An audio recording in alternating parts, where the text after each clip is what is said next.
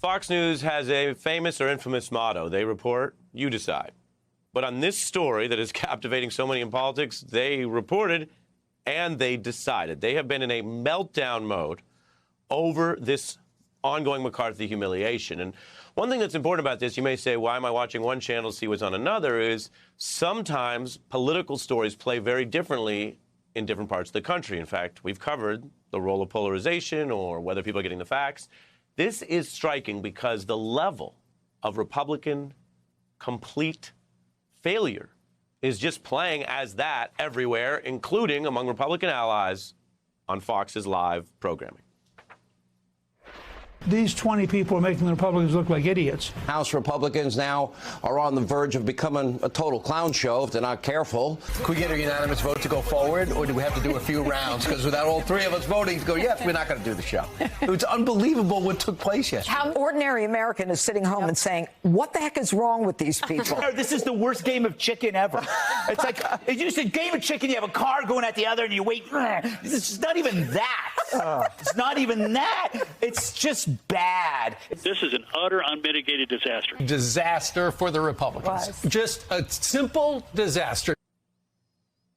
That is how it's being presented. We can get into analyzing why. We have a guest for that, but that's it. No spin, no hook, no democracy is messy talk. No, because this hasn't happened in 100 years, and whatever messiness was supposed to be negotiated, it usually is done before you have that out-and-out open public vote.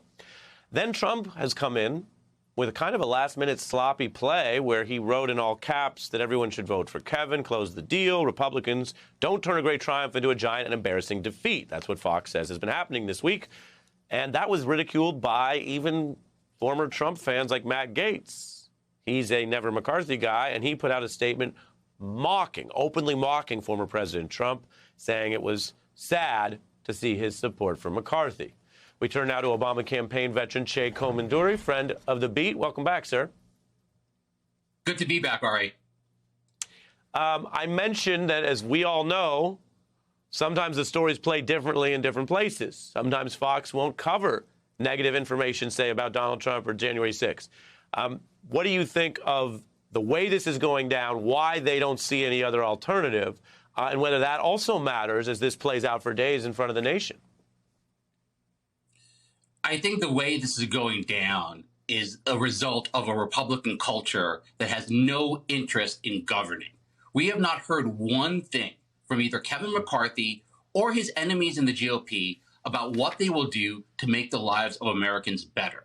Instead, all we hear about is rhetoric about shutting down the government, investigating Hunter Biden, helping Vladimir Putin prevail in the Ukraine, etc. That is the sort of rhetoric that we are hearing.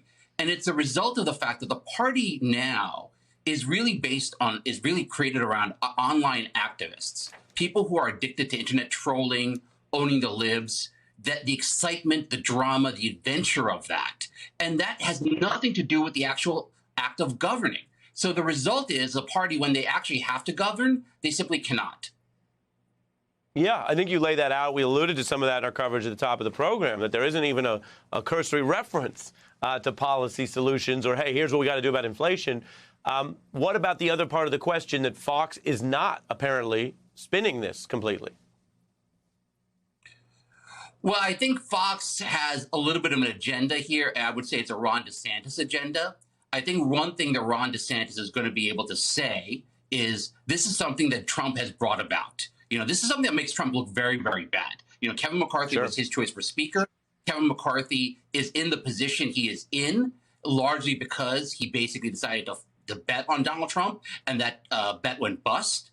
And Ron DeSantis is going to be arguing over the course of this next year in the GOP primary, hey, look, I actually govern. I govern Florida. Now, I would argue he governs it badly, he governs it deceitfully, etc. But he is a governor. He does govern. And he can basically then say, look at these clowns in D.C., I'm from Tallahassee, I'm coming in from the outside, and I have some solutions, etc. Wow. And that, being a political outsider is a huge advantage in our politics.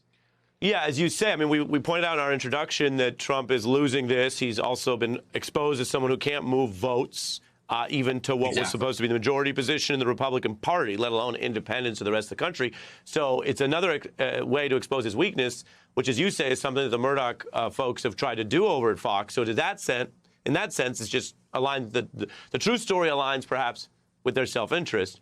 Then you have the whole sheer McCarthy of it. I want to play briefly here Howard Stern talking about how McCarthy wants it almost too badly. Take a listen. This guy has wanted to be the Speaker of the House forever. This poor bastard. I mean, you feel bad for him in a way. The reason the dude can't become Speaker of the House is that these Republicans have let in so many kooks that the kooks will not vote for him. And I think this guy wants it so badly that it's kind of fun not to give it to him. Smaller point, but how do you contrast, say, McCarthy, who'll say and do just about anything to say a Bernie Sanders or a Paul Wellstone, where their appeal was that it was real? Everyone knows McCarthy doesn't believe half of what he says because he's said the opposite in the past. Yeah, I mean, what has happened is McCarthy basically made his bet on people who wanted to own the libs. Now those people who want to own the libs want to own him. And that is exactly what has happened. The chickens have come home to roost, to use a famous phrase from the movie Malcolm X.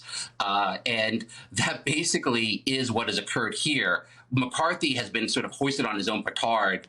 You know, it's basically all those analogies are very, very accurate here. McCarthy has created the situation, and the thing he wanted most is now, appears to me, fully out of reach. Yeah, we're running out of time, but if the chickens have come home, do you think he can pull this out, or do you think his goose is cooked? Oh, I think his goose is very much cooked. I don't think we're going to see a Speaker Kevin McCarthy. I do think you're going to see somebody else in that caucus, somebody who may seem to some people in the more moderate wing of that caucus as less explosive, less associated with Trump, someone they can support, and somebody who the Freedom Caucus also thinks that they can control. But it's not going to matter ultimately. Whoever the speaker is, what's really going to drive the Freedom Caucus and the House GOP is going to be what is the content that we can create that can help fuel Fox News, help fuel our internet personalities, et cetera. I think that's a great point. You know, I would say, well, if the goose is cooked, you definitely want the leg piece because he's done so much backtracking. So much backtracking that the leg is probably a real firm cut. But I think that would be taking the analogy politically too far, Che, too far. Probably, too. And, you know, we've had probably some very good holiday meals recently. This is really a meal that nobody wants to eat. It's going to be a very tough year for a lot of Americans. Yeah. I'm glad you got the holiday meals in there. Che, always good to see you, sir.